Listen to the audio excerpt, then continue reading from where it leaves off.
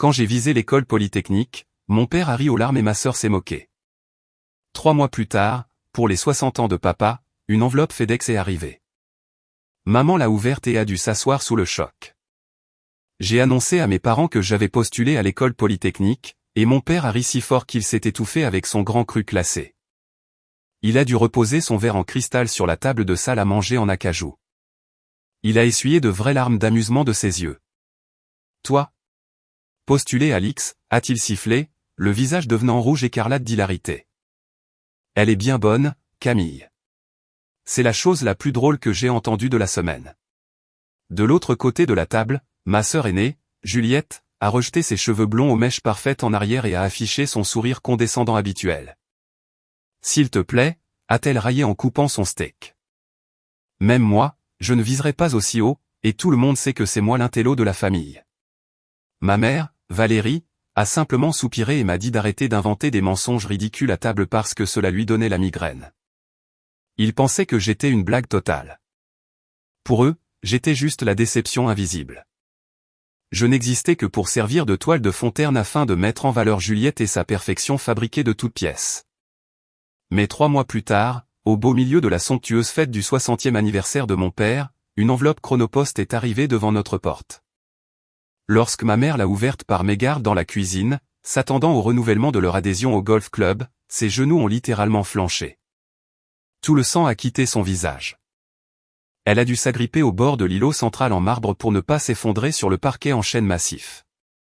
Elle ne pouvait plus parler. Elle ne pouvait plus respirer. Elle fixait simplement la feuille de papier qui prouvait que tout ce qu'il croyait sur moi était un mensonge. Je m'appelle Camille.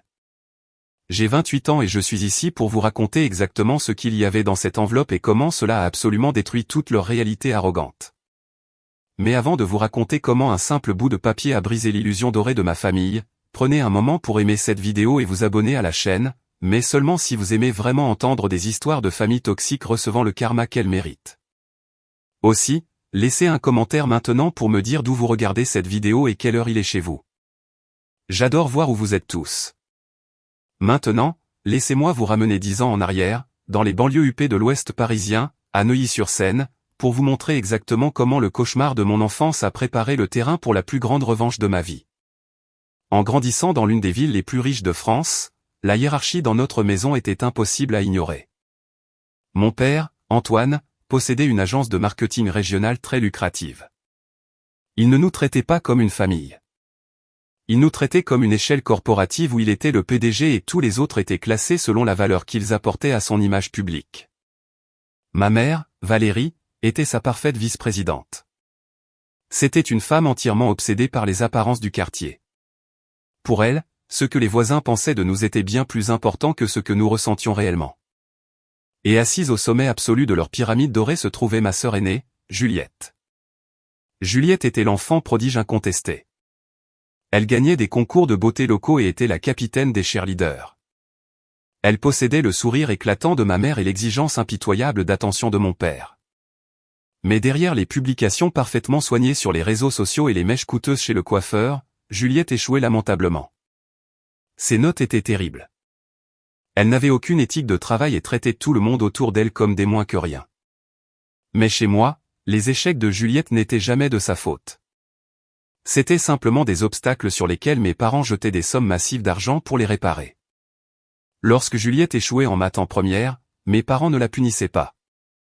Ils engageaient un tuteur privé d'une grande université qui faisait pratiquement ses devoirs à sa place. Je veux vous donner un exemple précis pour que vous compreniez exactement ce à quoi je faisais face. Quand Juliette avait 17 ans, elle a ramené un bulletin avec un août 2020 en SVT. Elle a immédiatement piqué une crise massive dans la cuisine, pleurant que le professeur la détestait et que le stress ruinait sa santé mentale. Mes parents ne lui ont pas dit de travailler plus dur.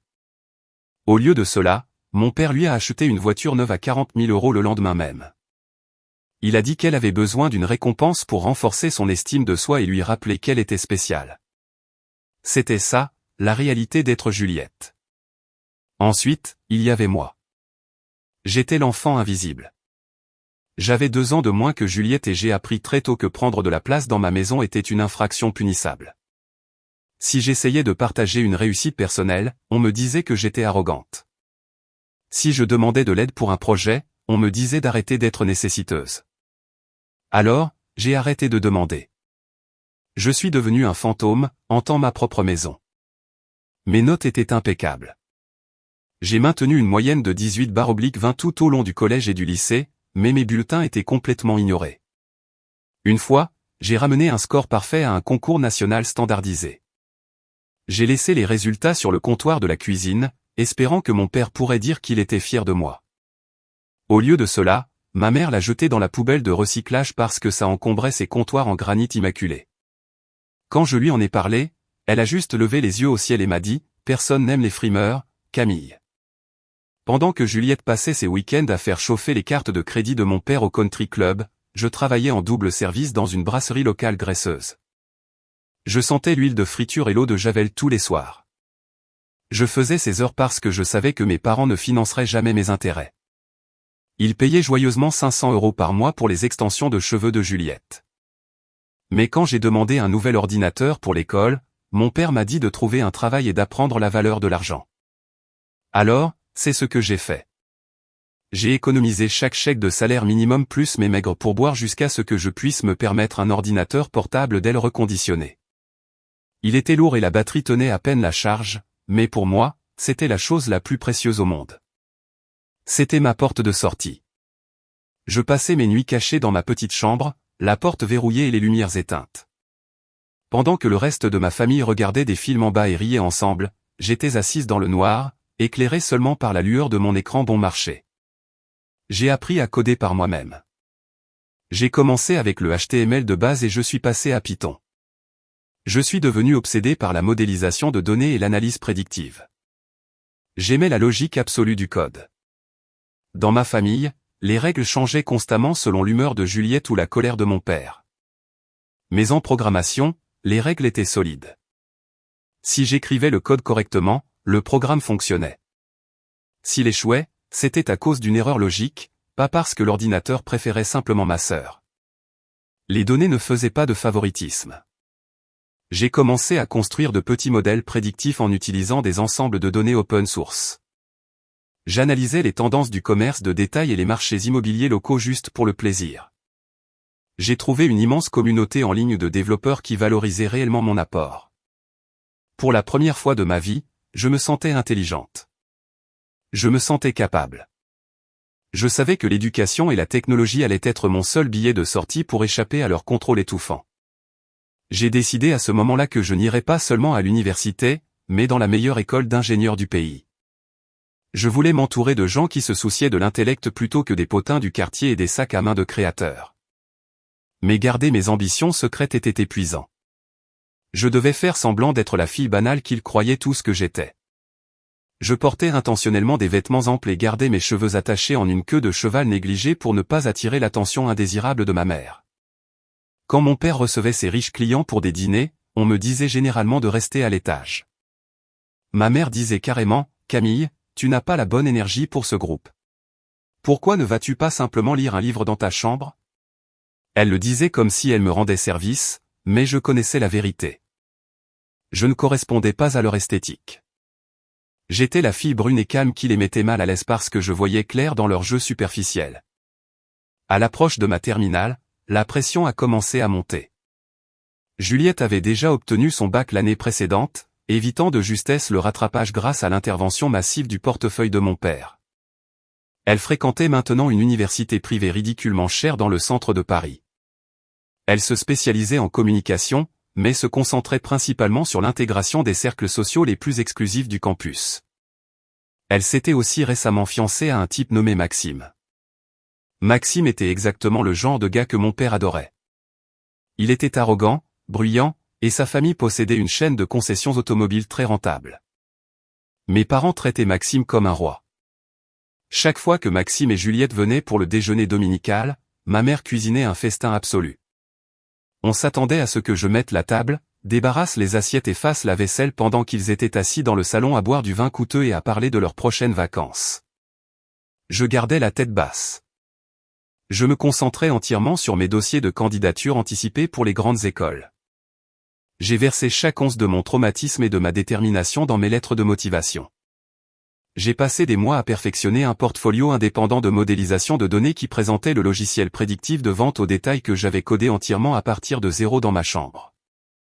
Je savais que j'avais les notes. Je savais que j'avais les scores.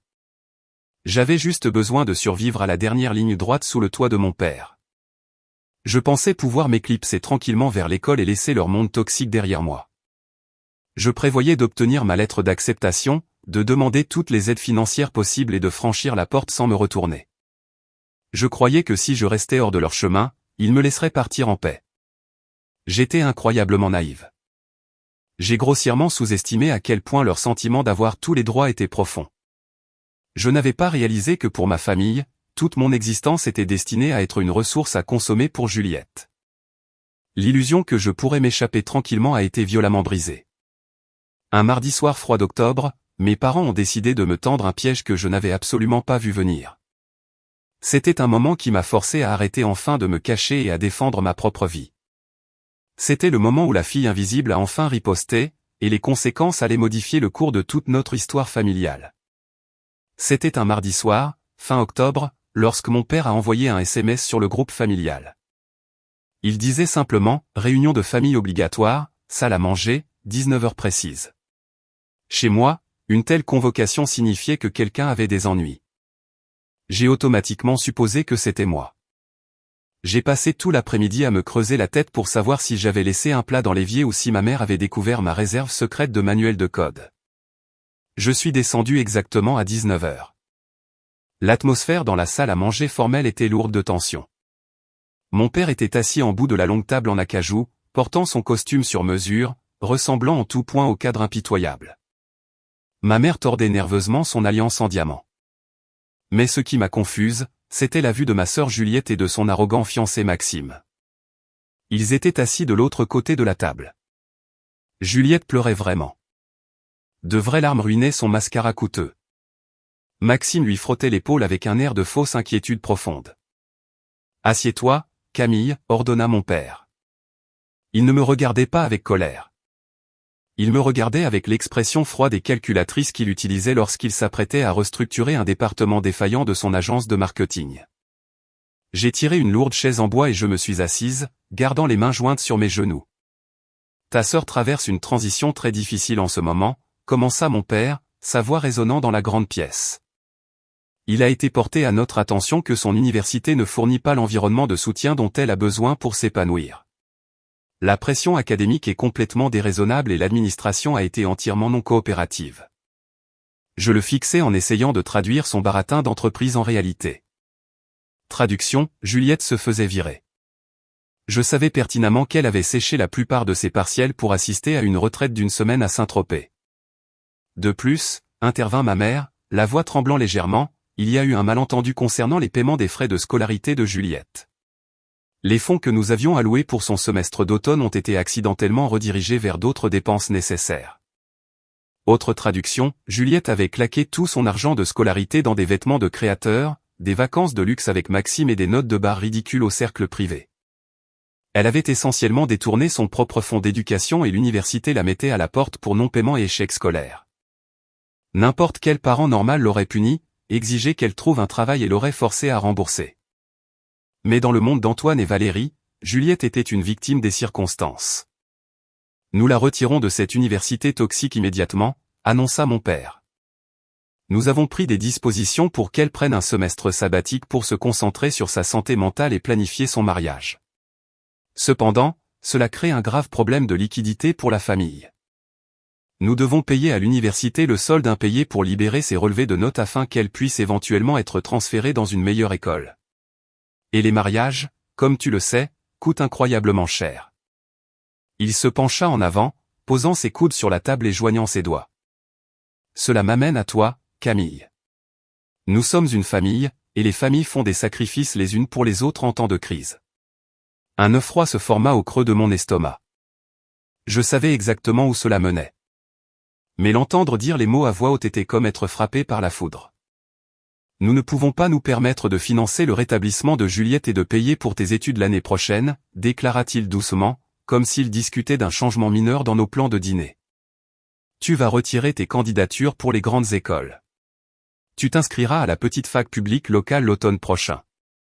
Comme l'université publique est beaucoup moins chère, tu vas transférer les 10 000 € que tu as économisés grâce à ton travail à la brasserie sur le compte de Juliette pour aider à couvrir sa dette de scolarité impayée. C'est la bonne chose à faire pour ta sœur. Je restais complètement figé. Je regardais ma mère. Elle fixait la table, hochant la tête en signe d'accord. Je regardais Juliette. Elle tamponnait ses yeux avec un mouchoir, me regardant avec une expression de pur droit inné, non diluée. Elle s'attendait à ce que je mette littéralement le feu à mon avenir juste pour qu'elle ait chaud. Elle s'attendait à ce que je remette l'argent que j'avais gagné, sentant la vieille graisse et l'eau de Javel, travaillant des doubles services pendant qu'elle faisait la fête sur des yachts. Pendant 18 ans, je m'étais rétréci pour entrer dans leur moule tordu. J'étais restée silencieuse. J'avais caché mon intelligence. J'avais avalé chaque insulte et chaque rejet. Mais à ce moment précis, en regardant les personnes qui étaient censées me protéger exiger avec désinvolture ma destruction totale, la fille invisible a finalement craqué. Non, dis-je. Le mot était calme, mais il tomba dans la salle à manger silencieuse comme une bombe.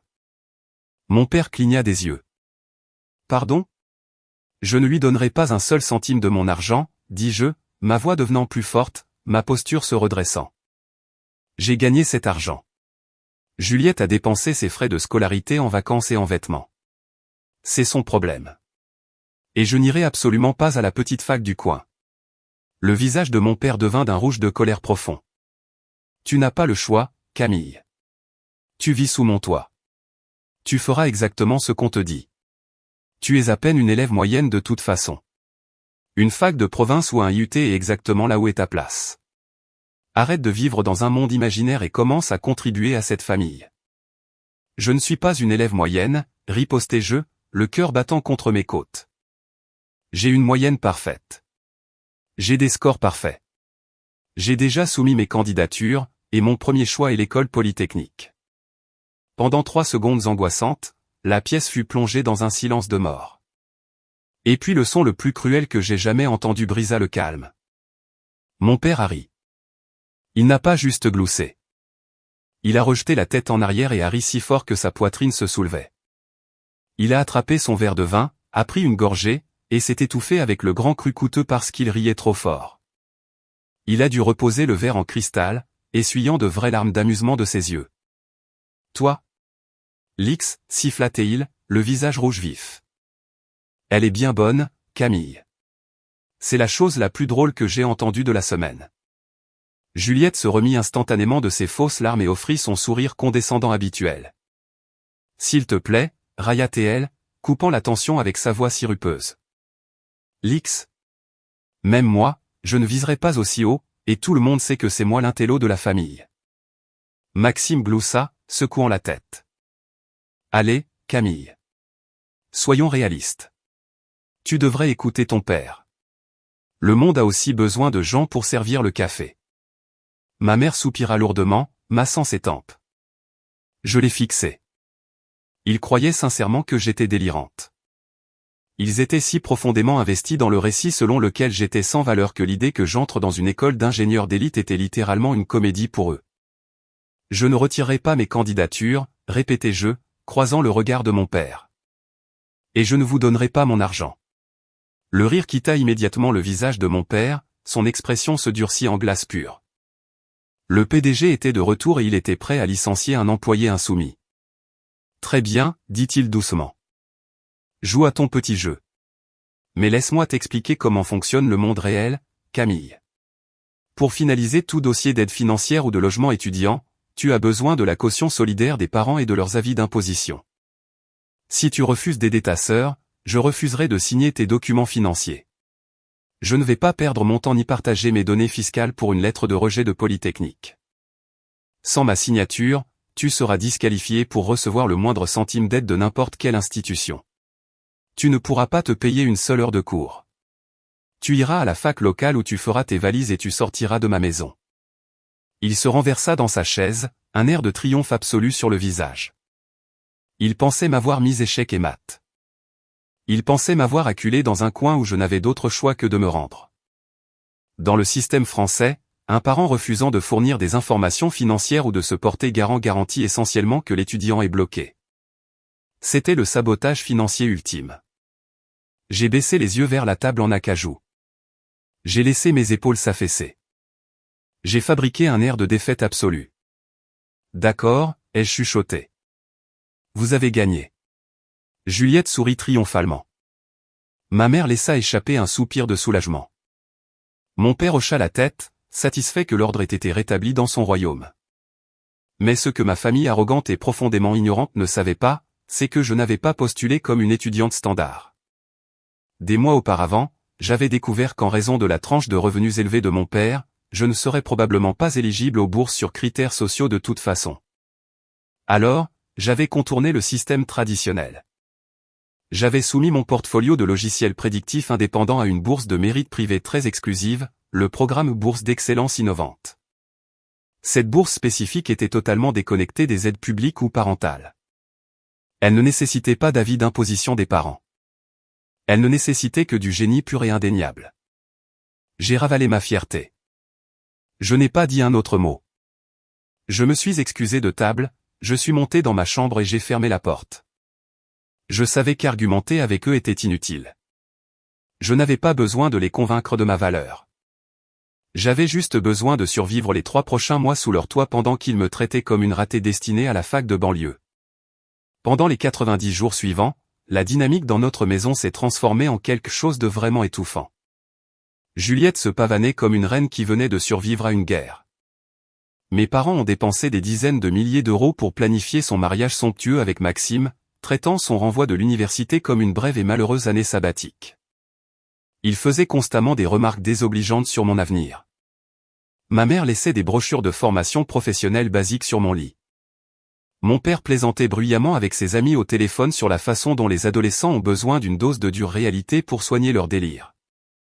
J'absorbais chaque insulte. Je travaillais des heures supplémentaires à la brasserie. Je gardais la tête basse, calculant le nombre exact de jours avant que les décisions d'hiver ne soient envoyées par courrier. La tension dans notre maison montait lentement vers un point de rupture. Et ce point de rupture est arrivé en plein milieu du mois de janvier, le jour exact où ma mère avait prévu l'événement social de la saison. C'était la fête des 60 ans de mon père. Elle avait transformé notre maison en un espace événementiel scintillant et somptueux pour impressionner 50 de ses clients, partenaires et amis du golf les plus riches. C'était censé être une nuit entièrement dédiée à la célébration de l'ego massif de Richard et de sa famille parfaite. Au lieu de cela, c'est devenu la nuit où mon piège invisible s'est violemment refermé. 3 mois se sont écoulés avec la lenteur angoissante d'une horloge dans une pièce silencieuse. La mi-janvier est descendue sur la banlieue parisienne, apportant avec elle un froid glacial qui reflétait parfaitement l'atmosphère à l'intérieur de notre maison. La guerre psychologique pendant ces 90 jours a été implacable. Mes parents et Juliette opéraient sous l'hypothèse absolue que j'avais complètement capitulé. Ils croyaient que mon esprit était brisé et que je m'étais résigné à une vie de médiocrité. Mon père laissait négligemment des dépliants d'inscription à l'université locale sur le comptoir de la cuisine, juste à côté de mon bol de petit déjeuner. Ma mère mettait un point d'honneur à discuter bruyamment du budget colossal du mariage de Juliette au téléphone avec ses amis du club, s'assurant que j'étais dans la pièce pour entendre chaque détail extravagant. Il voulait que je comprenne intimement la vaste différence de notre valeur. J'ai tout absorbé dans un silence total. Je continuais à faire mes doubles services épuisants à la brasserie, rentrant épuisé et sentant la friture, pour me retirer dans ma chambre et vérifier compulsivement mes emails et le portail étudiant. Je savais que la bourse d'excellence envoyait ses paquets d'acceptation physique mi-janvier. Chaque jour où le facteur passait devant notre boîte aux lettres sans s'arrêter, mon anxiété montait en flèche. Mais je ne les ai jamais laissés me voir transpirer. Je portais mon masque de défaite fabriqué si parfaitement qu'ils ont complètement cessé de faire attention à moi. C'était leur erreur fatale. Ils ont oublié que la personne la plus dangereuse dans la pièce est toujours celle que personne ne surveille. Le sommet absolu de leur arrogance est arrivé le 3e samedi de janvier. C'était le 60e anniversaire de mon père. Depuis des semaines, ma mère Valérie était dans un état de frénésie maniaque, déterminée à organiser l'événement social de la saison. Elle n'a absolument pas regardé à la dépense. Elle a engagé une société d'événementiel d'élite qui a complètement transformé tout le rez-de-chaussée de notre immense maison coloniale. Ils ont enlevé nos meubles quotidiens et apporté des sièges de salon modernes et élégants, d'imposants arrangements floraux d'orchidées blanches importées, et un véritable quatuor à cordes installé dans le grand hall d'entrée. La salle à manger a été convertie en station de buffet somptueuse comprenant un bar à huîtres et une station de découpe de viande. Des serveurs en uniforme noir impeccable se déplaçaient silencieusement dans les couloirs portant des plateaux d'argent de champagne coûteux. Ma mère était complètement obsédée par le fait de s'assurer que chaque détail diffusait l'immense richesse de notre famille et sa perfection sans faille aux 50 invités d'élite qu'elle avait conviés. Ce n'étaient pas juste des amis. C'étaient les clients marketing les plus lucratifs de mon père, ses partenaires commerciaux régionaux et les membres les plus influents de leur club privé exclusif. Cette fête n'était pas vraiment pour célébrer la naissance de mon père. C'était un événement de réseautage d'entreprise calculé, conçu pour solidifier son statut de roi incontesté de son empire local. Lorsque les invités ont commencé à arriver à 19h, la maison s'est remplie de l'odeur envahissante de parfums chers et des rires forts et bruyants de gens à qui on n'avait jamais dit non de toute leur vie. Je me tenais dans la cuisine vêtu d'une simple robe noire, essayant de rester complètement à l'écart. Mais ma mère n'était pas sur le point de me laisser simplement me cacher à l'étage. Elle a fait irruption par les portes battantes de la cuisine, le visage rouge de stress et de champagne. Elle m'a toisé avec une expression de profond dégoût. « Camille, tu ne peux pas juste traîner dans la cuisine comme un chien errant », a-t-elle sifflé, attrapant un plateau argenté de noix de Saint-Jacques d'un traiteur et me le fourrant dans les mains. « Tu es membre de cette famille, et tu dois te rendre utile. Va circuler dans le salon et sers ça aux invités. Et s'il te plaît, essaie d'avoir une expression agréable sur le visage. On dirait que tu es à un enterrement. Je ne paie pas le personnel de restauration en plus pour faire des choses que tu peux facilement faire gratuitement. » Je n'ai pas discuté. J'ai saisi les bords du plateau froid en argent, poussé les lourdes portes en bois et suis sorti dans le salon bondé et scintillant. Le bruit était assourdissant. Des hommes en costume sur mesure fumaient des cigares coûteux sur la terrasse chauffée, tandis que des femmes en robe de cocktail de créateurs s'agglutinaient autour de la cheminée en bavardant. Je me déplaçais mécaniquement à travers la foule, offrant des amuse-bouches à des gens qui ignoraient complètement mon existence. Ils tendaient la main aveuglément, prenaient une Saint-Jacques et continuaient leur conversation sans même regarder mon visage. J'étais complètement invisible pour eux, juste une partie du personnel embauché, au service du grand Antoine et de sa majestueuse famille. De l'autre côté de la pièce, j'ai repéré ma sœur Juliette tenant la cour. Elle portait une robe en soie époustouflante et incroyablement chère que mon père avait achetée spécifiquement pour cette occasion. Elle s'accrochait fermement à son arrogant fiancé, Maxime, riant bruyamment à quelque chose qu'un des riches clients de mon père avait dit. Elle était complètement dans son élément, absorbant l'attention comme une éponge. J'ai regardé alors qu'elle se vantait bruyamment auprès d'un groupe de cadres de sa toute nouvelle carrière.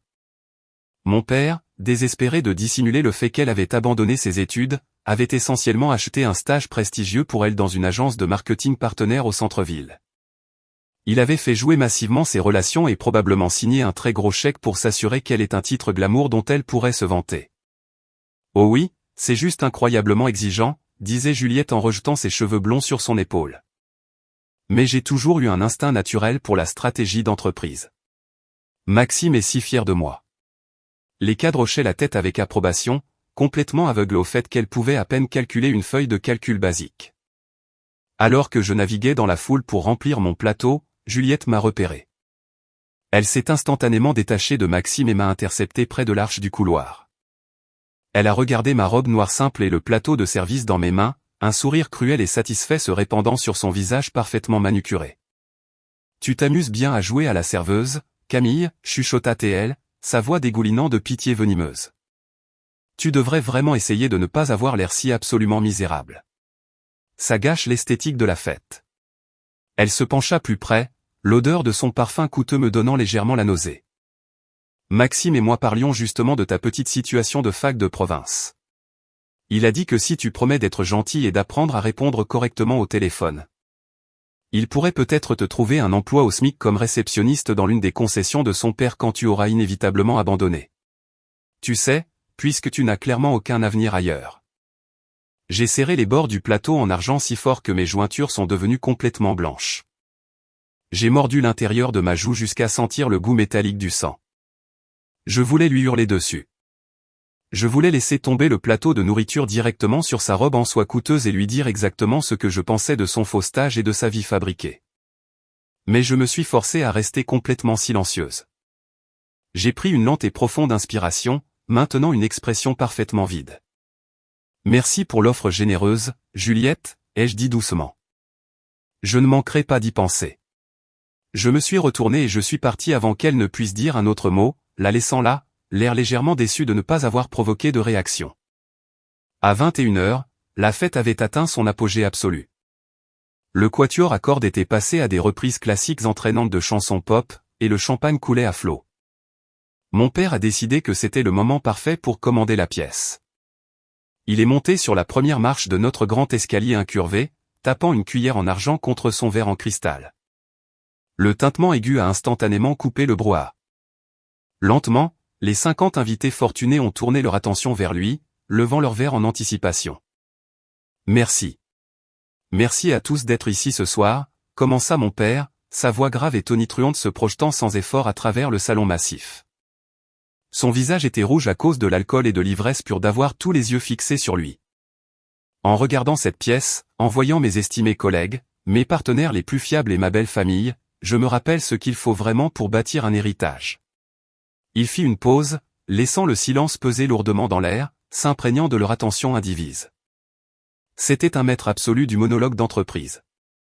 Il parla de ses débuts modestes, de son dévouement impitoyable à son agence et de son engagement inébranlable envers l'excellence. Il désigna ma mère, l'appelant son roc inébranlable, et la foule offrit des applaudissements polis. Puis il désigna Juliette et Maxime, rayonnant d'une immense fierté. Il parla de l'avenir brillant de Juliette dans l'industrie du marketing, mentant audacieusement à une salle remplie de gens sur ses résultats académiques et son potentiel illimité. Il peignit le tableau d'une dynastie sans faille et triomphante. Il ne mentionna pas mon nom une seule fois. Je me tenais à moins de 5 mètres de lui, tenant un plateau de flûte à champagne vide, complètement effacé de son grand récit. Pour lui, je ne faisais pas partie de son héritage. J'étais un échec. Il essayait activement de balayer sous le tapis. Je l'ai regardé lever son verre haut dans les airs, un air de suprématie intouchable absolue sur le visage. À la prochaine décennie de succès, déclara-t-il, et au pouvoir inarrêtable de cette famille. La foule éclata en acclamations. 50 verres en cristal tintèrent ensemble dans un chœur de célébration. Mon père sourit, descendant de l'escalier pour accepter une vague de poignées de main et de tapes enthousiastes dans le dos. Il était le roi incontesté du monde à ce moment précis. Il avait construit une illusion parfaite de perfection, et tout le monde dans la pièce l'avait acheté entièrement. Mais juste au milieu des applaudissements, juste au moment où mon père se prélassait au sommet absolu de sa propre gloire fabriquée, la sonnerie aiguë et persistante de la porte d'entrée résonna dans le grand hall. Personne n'y prêta beaucoup d'attention au début. Les invités étaient trop occupés à rire et à boire. Mais moi, je l'ai remarqué. J'ai vu un serveur du traiteur en chemise blanche impeccable se dépêcher de passer devant le quatuor à cordes pour ouvrir la lourde porte d'entrée en chêne. Debout sur le porche glacial se trouvait un coursier portant une épaisse veste d'hiver, serrant une tablette de signature numérique et une enveloppe rigide de livraison express. L'enveloppe était blanche avec un marquage violet et orange inimitable. C'était un colis Chronopost Express. Mon cœur a instantanément cogné contre ma cage thoracique. Le bruit de la fête s'est soudainement fondu en un rugissement sourd dans mes oreilles. Je savais exactement quelle période de l'année c'était. Je savais exactement quel genre d'institution envoyait du courrier prioritaire avec signature un samedi soir. Le serveur signa la tablette numérique, prit l'enveloppe et ferma la porte d'entrée contre le vent glacial d'hiver. Il se tourna, l'air légèrement confus quant à ce qu'il fallait faire d'une livraison professionnelle au milieu d'une fête d'anniversaire massive. Il repéra ma mère, qui se tenait près de l'entrée de la cuisine, et la lui remit directement. Ce simple transfert de carton de la main du serveur à la main de ma mère fut l'étincelle qui allait allumer la plus grande explosion que notre famille ait jamais connue. Le compte à rebours avait officiellement atteint 0, et ils n'avaient absolument aucune idée que toute leur réalité arrogante était sur le point d'être totalement détruite. Le serveur remit l'enveloppe à ma mère, Valérie. Elle était agacée. Elle déchira la languette en carton, s'attendant peut-être à une réponse tardive ou à une carte cadeau d'un fournisseur. Elle sortit le papier à en-tête épais de couleur crème, le sceau de l'école polytechnique était embossé en haut. J'observais depuis l'îlot de cuisine alors que ses yeux parcouraient les premières lignes. La couleur quitta complètement son visage. Ses mains parfaitement manucurées commencèrent à trembler si violemment que l'épaisse enveloppe glissa de sa prise. Elle heurta le comptoir en marbre avec un bruit sourd, déversant 3 documents séparés et une brochure brillante sur la pierre polie. Elle laissa échapper un son étouffé, faisant 2 pas instables en arrière jusqu'à ce que son dos heurte le réfrigérateur en acier inoxydable. Elle ne pouvait pas formuler un seul mot. Elle pointa juste un doigt tremblant vers les papiers. Mon père, entièrement agacé que son grand moment d'applaudissement ait été interrompu par la sonnette, poussa les portes battantes pour entrer dans la cuisine. « Valérie, qu'est-ce qui ne va pas chez toi ?» lança-t-il, ajustant sa cravate en soie coûteuse. « Tu fais une scène. » Il suivit son doigt tremblant jusqu'à l'îlot en marbre. Il arracha la lettre principale du comptoir avec un soupir irrité. Il ajusta ses lunettes de lecture, se préparant à rejeter rapidement tout inconvénient mineur qui avait gâché son humeur parfaite. Mais alors que ses yeux se concentraient sur le texte noir net, sa posture arrogante se dissolut physiquement. « Qu'est-ce que c'est que ça ?» murmura-t-il, sa voix perdant toute son autorité de salle de conseil. Il commença à lire à haute voix, complètement inconscient que les lourdes portes en bois de la cuisine étaient restées grandes ouvertes, permettant à sa voix grave de porter sans effort dans la salle à manger silencieuse qui attendait. « École polytechnique », lut-il, les syllabes semblant étrangères et maladroites dans sa bouche. Il s'arrêta de lire. Le silence qui tomba sur notre maison fut absolu. On aurait pu entendre une mouche voler sur le parquet. Il fixait le papier comme s'il était écrit dans une langue étrangère. Il cligna des yeux rapidement, totalement incapable de traiter la réalité qui le regardait en face. Mais la lettre d'acceptation n'était même pas le coup le plus dur pour son ego fragile. Lentement, mécaniquement, il ramassa le certificat secondaire qui était tombé de l'enveloppe. De plus, continua-t-il, sa voix tremblant maintenant d'un mélange de choc et d'horreur naissante. Vous avez été sélectionné pour la bourse d'excellence innovante. Ce programme très exclusif couvre tous les frais de scolarité, le logement et la nourriture, et fournit une allocation de recherche annuelle garantie de 15 000 € pour votre modélisation prédictive de données indépendantes. Chaque invité se tenant près du couloir entendit ces mots exacts. Les murmures commencèrent presque instantanément. 50 des personnes les plus riches et les plus influentes de notre cercle social venaient d'assister à l'effondrement complet du récit soigneusement construit par mon père. Pendant leur passé, ils l'avaient écouté se vanter du faux stage de Juliette et de son brillant avenir. Ils l'avaient écouté me rejeter nonchalamment comme une gamine à problème et sans intérêt qui était destinée à la petite fac du coin. Et maintenant, en l'espace de 30 secondes, 50 personnes venaient de réaliser que la fille que Richard traitait ouvertement de ratée sans valeur était en fait une prodige de l'X entièrement financée et hautement recrutée. Juliette se fraya un chemin dans la cuisine, sa robe en soie coûteuse bruissant agressivement. « Qu'est-ce qui se passe ?» demanda-t-elle, arrachant la lettre des mains de mon père. Elle lut le texte en gras et son visage se tordit en un masque de pure jalousie laide. « Non, bafouilla-t-elle, secouant la tête frénétiquement. « Non, c'est une erreur. Il n'y a absolument aucun moyen qu'elle soit entrée à l'X. Elle travaille dans une brasserie. Ça doit être une erreur administrative. » Mais le papier parcheminé épais, le sceau officiel embossé et les références détaillées à mon logiciel spécifique de vente au détail prouvaient que c'était indéniablement réel. La dynamique de pouvoir dans la pièce bascula si violemment que cela leur donna presque un coup du lapin. Mon père me regarda, debout tranquillement près de l'évier. Il était entièrement dépouillé de son autorité. Il avait été humilié devant ses pairs, exposé non pas comme un patriarche triomphant, mais comme un homme qui avait complètement échoué à reconnaître le génie vivant sous son propre toit. Les invités commencèrent maladroitement à quitter la maison. Il y avait des sourires forcés, des chuchotements discrets et des au revoir précipités. La grande fête du 60e anniversaire, l'événement social de la saison, se termina dans un embarras complet et total. Personne ne voulait rester pour assister aux retombées nucléaires. En 30 minutes, la maison fut entièrement vide, à l'exception du personnel de restauration emballant tranquillement le buffet et de ma famille debout dans le salon. Je pensais que lire cette lettre pourrait réellement changer quelque chose. Je pensais que peut-être, pendant une seule seconde, mon père me regarderait avec une fierté authentique. Je pensais qu'il réaliserait enfin à quel point j'avais travaillé dur, combien j'avais enduré, et m'offrirait de simples félicitations. J'avais tellement tort. Une fois que le dernier invité eut fermé la porte d'entrée, le choc de mon père ne se mua pas en fierté ou en excuse. Il se mua de nouveau en pure arrogance toxique.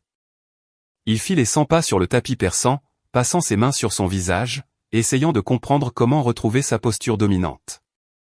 Finalement, il s'arrêta et se tourna pour me faire face. Il croisa les bras sur sa poitrine, adoptant à nouveau le personnage froid et calculateur du PDG. Eh bien, dit-il, la voix plate et autoritaire, c'est certainement un développement inattendu, mais regardons la logistique ici.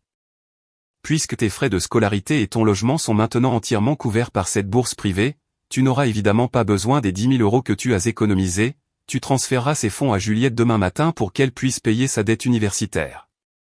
Je le fixai, mon cerveau luttant pour comprendre l'audace pure de sa demande. Il n'avait pas fini. De plus, continua-t-il en me pointant du doigt, tu vas recevoir une allocation en espèces de 15 000 € chaque année. C'est bien plus d'argent qu'une jeune fille de 18 ans n'en a besoin pour vivre. Tu enverras à Juliette la moitié de cette allocation chaque semestre pour l'aider à payer son nouvel appartement avec Maxime et couvrir ses frais de mariage. C'est le moins que tu puisses faire considérant que tu nous as essentiellement humiliés devant tout mon réseau professionnel ce soir en gardant cela secret. Il ne demandait pas une faveur. Il dictait ses conditions. Il exigeait que je subventionne son enfant prodige avec l'argent du mérite que j'avais gagné grâce à des années de travail acharné et isolé. Il voulait drainer mon succès pour financer les échecs de Juliette. Il me regardait avec une attente absolue, attendant que je hoche la tête, que je me ratatine, que je m'excuse d'avoir réussi et que je remette tout ce que j'avais construit. J'ai regardé l'homme qui avait ri jusqu'aux larmes de mes rêves. J'ai regardé la mère qui avait jeté mes scores parfaits à la poubelle. J'ai regardé la sœur qui s'était moquée de moi à peine 2 heures plus tôt, me disant que j'étais destiné à répondre au téléphone chez un vendeur de voitures d'occasion. Et enfin, j'ai senti la lourde chaîne étouffante de mon enfance se briser complètement. Non, dis-je. Le mot était calme, mais c'était de l'acier absolu. Les yeux de mon père se plissèrent. Qu'est-ce que tu viens de me dire? J'ai dit non, répétai-je, faisant un pas en avant. Je ne donne pas mes économies à Juliette. Je ne lui donne pas mon allocation. Je ne lui donne pas un seul centime. Vous vous êtes moqué de moi. Vous m'avez dit que j'étais une ratée délirante. Vous avez refusé de signer mes formulaires d'aide financière juste pour me saboter. Et maintenant, vous voulez voler la récompense que j'ai gagnée complètement sans vous. Absolument pas. Le visage de mon père prit une teinte violette violente. Il fit un pas menaçant vers moi, sa voix montant en un rugissement assourdissant. Espèce de petite ingrate. Si tu passes cette porte, si tu me désobéis et que tu gardes cet argent pour toi, tu es coupé de cette famille pour toujours. Tu me comprends? Je m'en lave les mains. Tu n'auras plus de maison où revenir. Tu seras entièrement seul. Il pensait que la menace de l'abandon me terrifierait. Il pensait que l'idée de perdre ma famille me forcerait à me soumettre. Il n'avait pas réalisé qu'il m'avait déjà abandonné il y a des années. Être coupé d'eux n'était pas une punition. C'était une mission de sauvetage complète. Je me suis dirigé vers l'îlot de cuisine et j'ai ramassé l'enveloppe Chronopost contenant mon avenir. Je l'ai tenue fermement contre ma poitrine. J'ai attrapé mon manteau d'hiver dans le placard du couloir. J'ai ouvert la lourde porte d'entrée en chêne, laissant le vent glacial de janvier s'engouffrer dans le foyer chaud et somptueux. Je les ai regardés une dernière fois. Mon père respirait lourdement, les poings serrés. Ma mère pleurait silencieusement, pleurant la perte de son image parfaite. Juliette me foudroyait du regard avec une haine pure. Regardez-moi bien, ai-je chuchoté. Je suis sorti dans la nuit glaciale et j'ai tiré la porte fermement derrière moi. J'ai descendu la longue allée pavée et je ne me suis jamais retourné. Je suis parti cette nuit-là avec rien d'autre qu'un ordinateur portable d'aile reconditionné, quelques sacs de vêtements et une détermination inébranlable à ne plus jamais compter sur personne. J'étais entièrement seul.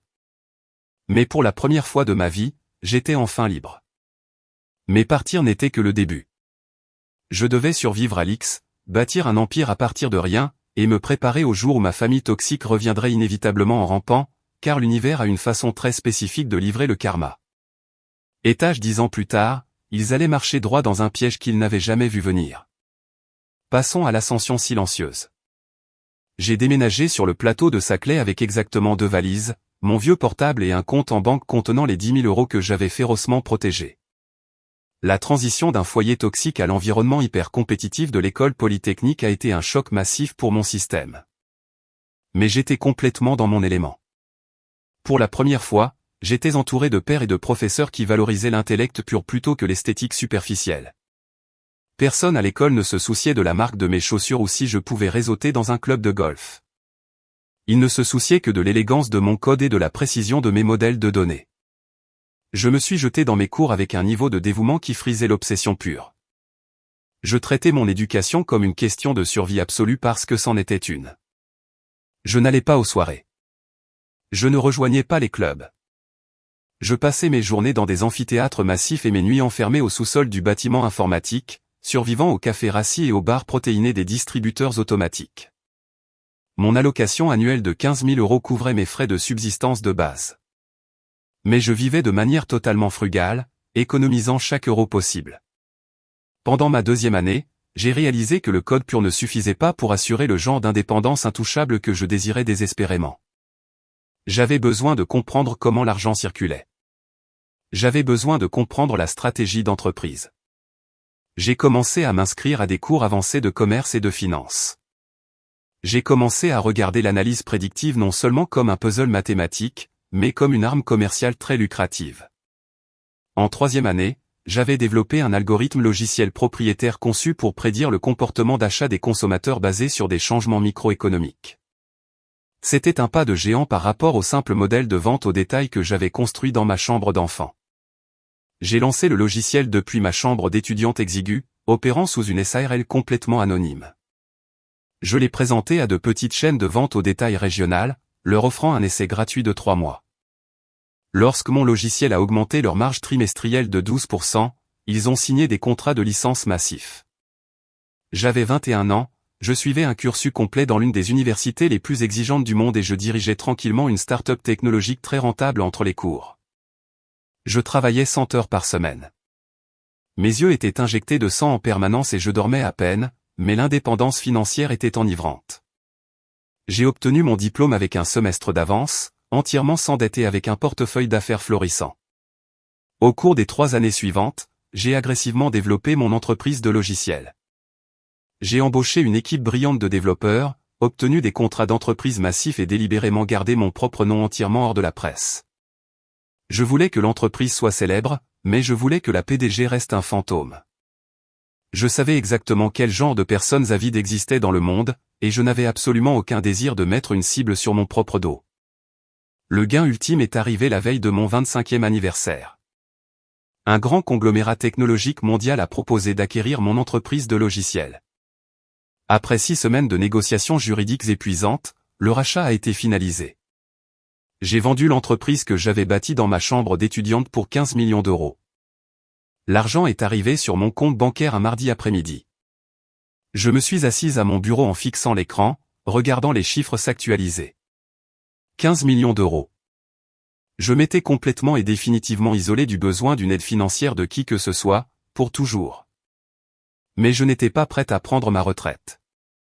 J'ai pris une partie importante de ce capital et j'ai lancé ma propre société de capital risque, Venture Capital, en plein cœur de Paris, à La Défense. Je me suis spécialisé dans l'acquisition et la restructuration d'actifs technologiques et marketing en difficulté. Je suis devenu une investisseuse impitoyable et très efficace. J'ai construit une belle vie. J'ai acheté un magnifique Penthouse avec vue sur la Seine. J'ai cultivé un cercle d'amis farouchement loyaux qui sont devenus ma famille choisie. Des gens qui me soutenaient inconditionnellement, qui célébraient mes victoires au lieu de les démolir. Pendant tout ce succès massif, j'ai maintenu un contact zéro absolu avec ma famille biologique. Quand je suis parti cette nuit glaciale de janvier, je le pensais vraiment. J'ai changé mon numéro de téléphone immédiatement. Lorsque ma mère a finalement réussi à trouver mon adresse email et à envoyer des messages pathétiques et passifs-agressifs exigeant que je m'excuse auprès de mon père pour avoir été irrespectueuse, j'ai mis en place un filtre qui envoyait ces emails directement à la corbeille sans jamais les lire. J'entendais parfois des rumeurs lointaines par d'anciennes connaissances du lycée. Je savais que Juliette et Maxime s'étaient mariés lors d'une cérémonie somptueuse et ridiculement chère que mon père avait probablement financée en s'endettant lourdement. Je savais que Juliette avait finalement abandonné son stage en marketing parce que c'était trop difficile, choisissant plutôt de vivre entièrement de l'argent de la famille de son mari. Mais je m'en fichais. Ils existaient dans une vie passée complètement coupée de ma réalité actuelle. J'étais complètement en sécurité. J'étais intouchable. Ou du moins je le pensais, car l'univers a un sens de l'humour incroyablement ironique. C'était un mardi matin pluvieux fin octobre, exactement 10 ans après la fameuse réunion de famille où mon père avait essayé de me forcer à aller à la fac de quartier. J'étais assise dans mon bureau d'angle en train d'examiner un rapport de portefeuille trimestriel, buvant un expresso frais. Mon assistante de direction, une femme très efficace nommée Sarah, a sonné à l'interphone de mon bureau. « Camille », dit Sarah, sa voix professionnelle grésillant légèrement sur le haut-parleur. « Votre rendez-vous de 10 heures est là. Les fondateurs de l'agence Sommet. Ils attendent dans la salle de réunion principale vitrée. » J'ai froncé les sourcils, affichant leur dossier numérique sur mon écran. L'agence Sommet était une agence régionale basée à Lyon. Ils étaient complètement en faillite. Leur taux de rétention client était abyssal. Leur coût d'exploitation était totalement hors de contrôle, et ils se noyaient sous des millions d'euros de dettes toxiques. Ils avaient réussi d'une manière ou d'une autre à obtenir une réunion de la dernière chance avec ma société de capital risque, suppliant pour une bouée de sauvetage de 2 millions d'euros pour éviter la saisie totale. J'ai fait défiler jusqu'au résumé exécutif pour examiner les noms des fondateurs et c'est là que mon sang s'est complètement glacé. Président-directeur général, Antoine. Vice-présidente des opérations, Juliette. Mon père et ma sœur. Ils n'avaient absolument aucune idée de à qui ils faisaient leur présentation. Parce que ma société de capital risque était strictement détenue sous une holding obscure et parce que je protégeais agressivement mon anonymat, les documents publics ne mentionnaient que les associés gérants du cabinet. Ils avaient traversé la moitié du pays, désespérés et brisés, espérant manipuler un investisseur parisien sans visage pour sauver leur empire qui s'effondrait. J'ai cliqué sur le flux de la caméra de sécurité en direct de la salle de réunion principale. La vidéo haute définition est apparue sur mon écran. Ils étaient là. Mon père avait l'air épuisé. Il avait considérablement vieilli. Son costume coûteux flottait sur sa carcasse, et il tapotait nerveusement son stylo de luxe contre la table en acajou. Juliette était assise à côté de lui, ayant l'air complètement dépassée. Elle ajustait nerveusement sa montre de créateur, serrant une présentation désespérée et profondément imparfaite. Ils avaient l'air pathétiques. Je me suis renversé dans mon fauteuil en cuir, un sourire lent et froid se répandant sur mon visage. Pendant 10 ans, j'avais bâti mon empire dans le silence total. J'avais attendu patiemment, et maintenant l'enfant prodige et le roi arrogant avaient marché directement au centre absolu de mon domaine. J'ai lissé mon blazer sur mesure, ramassé leur dossier financier catastrophique et je suis sorti de mon bureau.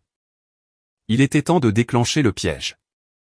J'ai poussé les lourdes portes en verre de la salle de réunion principale. Les charnières étaient complètement silencieuses, mais mon entrée a résonné comme un coup de tonnerre dans l'espace calme. Mon père et ma sœur étaient assis de l'autre côté de la table massive en acajou, le dos tourné aux fenêtres du sol au plafond qui donnaient sur les rues grises et pluvieuses de la Défense. Ils étaient tellement concentrés sur leur discours désespéré et lourdement répété qu'ils n'ont même pas levé les yeux immédiatement. Juliette organisait anxieusement une pile de portfolios financiers brillants, ses mains tremblant légèrement.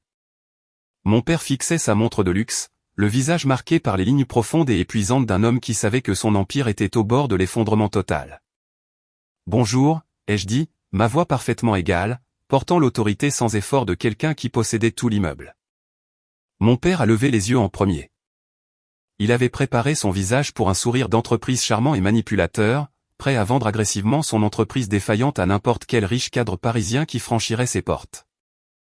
Mais à la seconde où ses yeux se sont posés sur mon visage, le faux sourire a physiquement fondu de sa mâchoire, tout son corps s'est complètement rigidifié.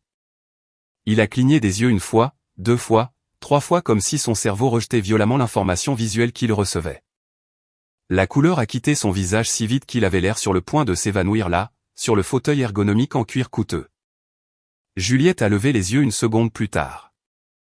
Sa réaction a été encore plus dramatique.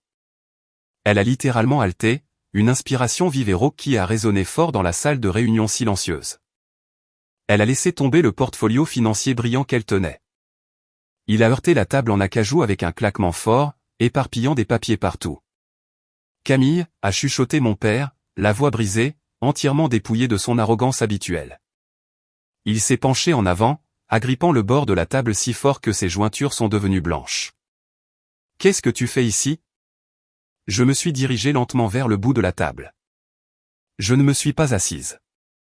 Je me tenais au centre absolu du pouvoir dans la pièce, regardant les 2 personnes qui m'avaient autrefois traité comme si j'étais complètement invisible. Je suis la fondatrice et la présidente directrice générale de cette société de capital risque, ai-je déclaré calmement. Vous êtes assis dans ma salle de réunion. Vous buvez mon café. Et vous êtes ici pour me supplier de vous donner 2 millions d'euros pour sauver votre agence de marketing en faillite. Pendant 10 secondes angoissantes, la pièce fut absolument silencieuse. Le seul son était la pluie battante contre les épaisses fenêtres en verre derrière eux. J'ai regardé leurs esprits essayer désespérément de traiter l'ampleur de la situation. Ils avaient traversé la moitié du pays pour obtenir une bouée de sauvetage seulement pour découvrir que la seule personne détenant le pouvoir de vie et de mort sur tout leur avenir était exactement la même fille qu'ils avaient chassée de leur maison en riant 10 ans plus tôt. Mon père, toujours le survivant manipulateur, a essayé de pivoter instantanément. Il a essayé de s'appuyer sur exactement les mêmes tactiques de manipulation psychologique qu'il avait utilisées toute mon enfance. Il a forcé un sourire large et écœurant sur son visage pâle et s'est levé, ouvrant les bras comme s'il allait me serrer dans une étreinte chaleureuse. « Camille, ma chérie », s'exclama-t-il, la voix dégoulinant d'une affection fausse et désespérée. « C'est absolument incroyable. Je n'arrive pas à y croire. Nous te cherchons depuis des années. Ta mère va être tellement ravie de penser que ma propre fille a bâti tout ça. J'ai toujours su que tu étais destinée à une grandeur absolue. Nous sommes si incroyablement fiers de toi. Je n'ai pas bougé un seul muscle. Je l'ai juste fixé, mon expression complètement vide, laissant son mensonge pathétique et transparent pendre dans l'air froid. Tu ne savais pas que j'étais destiné à la grandeur, ai-je dit doucement. Tu as littéralement ri jusqu'aux larmes quand je t'ai raconté mes rêves. Tu as refusé de te porter garant pour mon logement juste pour me saboter. Tu as exigé que je remette mes propres économies pour financer les échecs de Juliette. Tu m'as dit que j'étais une adolescente moyenne et délirante qui avait sa place à la petite fac du coin. Ne reste pas debout dans mon bureau à prétendre que tu as cru en moi une seule seconde. Son faux sourire a vacillé, mais il était trop désespéré pour abandonner. Il s'est rassis, sa posture s'affaissant. « Camille, s'il te plaît », supplia-t-il, baissant la voix en un chuchotement implorant. C'était il y a 10 ans. J'ai fait une erreur. J'étais stressé par les finances de la famille. J'essayais de faire ce qu'il y avait de mieux pour tout le monde. Mais nous sommes une famille. Les liens du sang sont plus forts que tout. Tu dois comprendre la position dans laquelle nous sommes en ce moment. L'agence Sommet est complètement sous l'eau. Nous avons des centaines d'employés qui comptent sur nous. Si nous ne garantissons pas cet investissement de 2 millions d'euros d'ici vendredi, la banque va tout saisir. Nous allons perdre la maison. Nous allons perdre les adhésions au club. Nous serons entièrement ruinés. J'ai déplacé mon regard vers Juliette. Elle tremblait visiblement, complètement incapable de croiser mon regard. Elle ne ressemblait en rien à l'enfant prodige arrogante qui s'était moqué de mon uniforme de serveuse. Elle avait l'air petite, pathétique et totalement vaincue. « Et quel est ton rôle dans ce désastre financier absolu, Juliette ?» demandai-je, gardant mon ton strictement professionnel. Elle déglutit difficilement, la voix tremblante. « Je suis la vice-présidente des opérations, » marmonna-t-elle. J'ai ramassé leur dossier financier catastrophique sur la table et feuilleté négligemment les premières pages. Votre taux de rétention client a chuté de 60% au cours des 3 dernières années, notez-je à voix haute. Vos dépenses d'exploitation sont gonflées au-delà de toute croyance. Vous avez mal géré des millions d'euros en salaire de base. Toute cette entreprise est un navire en train de couler entièrement à cause d'une incompétence exécutive flagrante. Nous pouvons redresser la barre, interrompit mon père désespérément, se penchant au-dessus de la table. Nous avons juste besoin d'une injection de capital. Nous avons besoin d'un partenaire. Nous avons besoin de toi, Camille. S'il te plaît, pour ta mère, pour notre héritage. Examine juste le dossier de présentation. Je te promets que c'est un investissement solide. Il fit glisser le classeur épais et brillant sur la table en acajou poli jusqu'à ce qu'il repose directement devant moi. C'était le moment pour lequel j'avais passé les 10 dernières années à me préparer par inadvertance. C'était le sommet absolu de la montagne. J'ai baissé les yeux vers la présentation désespérée et truffée d'erreurs. Puis j'ai regardé directement dans les yeux de l'homme qui avait activement essayé de détruire mon avenir. J'ai posé ma main fermement sur le classeur et je l'ai fait glisser directement de l'autre côté de la table. Toi, ai-je dit, en miroir parfait du ton moqueur exact qu'il avait utilisé à la table de la salle à manger il y a une décennie. Tu veux une valorisation de 2 millions d'euros ? Elle est bien bonne. C'est la chose la plus drôle que j'ai entendue de la semaine. Mon père a physiquement reculé comme si je l'avais frappé au visage. Le sang a complètement quitté ses joues. Il a reconnu les mots instantanément. Le poids dévastateur de sa propre cruauté parfaitement recyclée et rendue a complètement écrasé le peu de combat qui lui restait. J'ai tourné mon attention vers ma sœur, lui offrant exactement le même sourire froid et condescendant qu'elle m'avait donné pendant 18 ans. 2 millions d'euros pour une agence en faillite, ai-je raillé. Même moi, je ne viserai pas aussi haut, Juliette.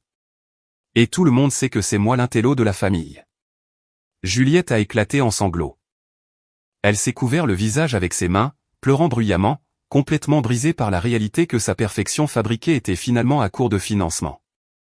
J'ai tendu la main vers le panneau d'interphone en argent poli au centre de la table et j'ai appuyé sur le bouton principal.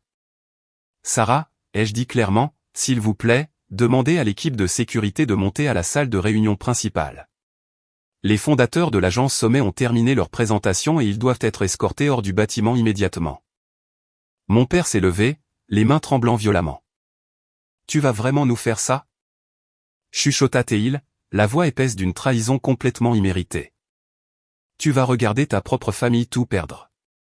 Vous n'êtes pas ma famille, répondis-je doucement, ma voix dénuée de toute colère, énonçant juste un fait absolu et indéniable. Vous avez rendu cela incroyablement clair il y a 10 ans. Je suis simplement une investisseuse en capital risque rejetant un investissement terrible. Bon retour à Lyon. Je leur ai tourné le dos et je suis sorti de la salle de réunion en verre. Je ne me suis pas retourné. Je suis entré directement dans mon bureau, j'ai fermé la lourde porte en bois et je me suis assise à mon bureau. J'ai pris une profonde inspiration, m'attendant à ressentir une vague massive d'adrénaline ou peut-être une vague de colère résiduelle. Mais je n'ai rien ressenti de tel. J'ai juste ressenti un sentiment de paix incroyablement profond et accablant. La lourde chaîne invisible que j'avais traînée toute ma vie avait complètement disparu. 2 minutes plus tard, j'ai regardé sur le flux de sécurité alors que 2 grands gardes de sécurité escortaient mon père et ma sœur en pleurant du hall dans l'après-midi froid et pluvieux de Paris. Ils étaient entièrement dépouillés de leur pouvoir, de leur arrogance et de leur faux récits. Les conséquences ont été exactement aussi pathétiques que je m'y attendais. Le lendemain matin, ma boîte de réception professionnelle a été inondée. Il y avait des emails massifs et incohérents de mon père suppliant le pardon, promettant de faire amende honorable et m'offrant la totalité des parts de son entreprise inutile. Il y avait des emails frénétiques et émotionnellement manipulateurs de ma mère parlant de la façon dont une fille ne devrait jamais tourner le dos à ses parents et comment le stress ruinait sa santé. Il y avait même un email court et désespéré de Juliette s'excusant d'avoir été jalouse de moi et me suppliant de sauver son mariage parce que Maxime menaçait apparemment de la quitter si l'argent venait à manquer. Je n'ai répondu à aucun d'entre eux. J'ai transféré leurs adresses e-mail à mon service informatique et je les ai fait bloquer définitivement du serveur de l'entreprise. J'ai ordonné à mon équipe de sécurité de leur refuser l'entrée s'ils se présentaient à nouveau au bâtiment. J'ai appliqué la limite absolue et inébranlable que j'avais établie. 3 semaines plus tard, l'agence Sommet a officiellement déposé le bilan. La banque a saisi leur immense maison coloniale dans la banlieue riche. Mon père a été forcé à une retraite anticipée et profondément humiliante, complètement ostracisé par les riches amis du club de golf qu'il avait passé toute sa vie à essayer d'impressionner. Juliette et Maxime ont fini par avoir un divorce très médiatisé et incroyablement désordonné lorsque Maxime a réalisé qu'il n'était pas marié à une riche héritière, mais à une femme fauchée, sans emploi et sans aucune compétence réelle. Juliette a été forcée d'emménager dans un petit appartement avec mes parents et de trouver enfin un emploi au SMIC dans la vente juste pour les aider à payer l'épicerie. Ils ont eu exactement la vie qu'ils avaient essayé de m'imposer. Et j'ai eu la vie que j'ai bâtie de mes 2 mains. Si vous regardez mon histoire à travers une lentille psychologique, il existe un concept appelé l'estime de soi conditionnelle. C'est la croyance que vous n'avez de valeur que si certaines personnes vous approuvent. J'ai passé les 18 premières années de ma vie piégé dans cette croyance toxique. Je croyais que les moqueries de mon père et la cruauté de ma sœur étaient la preuve que j'étais intrinsèquement défectueuse. Je pensais que je devais me rétrécir pour être aimé. Mais ce qui m'a réellement sauvé n'était pas d'entrer à l'X et ce n'était pas de vendre une entreprise technologique pour des millions d'euros. Ce qui m'a sauvé, c'est la réalisation que je n'avais pas besoin de leur permission pour exister. Je n'avais pas besoin de leur signature financière pour prouver mon génie. Et je n'avais certainement pas besoin de leurs fausses excuses une fois que j'avais réussi. Voici ce que je veux que vous reteniez de cette histoire. Vous ne devez votre destruction absolue à personne juste pour qu'il reste confortable. Vous ne devez pas aux personnes toxiques votre présence, votre argent ou votre pardon, même s'ils partagent votre ADN.